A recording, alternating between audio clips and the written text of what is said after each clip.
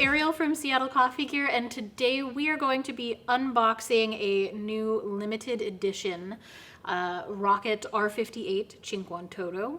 It is going to be a really gorgeous gray color, so why don't we get to it? And here she is.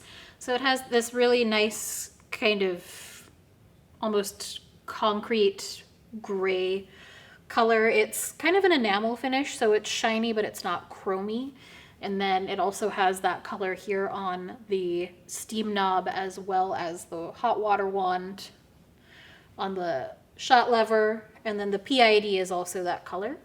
And it also has a kind of goldish bronzy accent for the cup rail.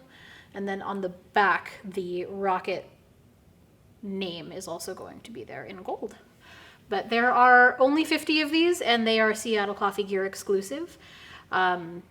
So, you know, definitely hop on that sooner rather than later, because I feel like these are going to go pretty quickly, because it's just a gorgeous machine. Has the same functionality as the R58 Cinquantotto, but just a different color scheme. And again, limited edition Seattle Coffee Gear exclusive.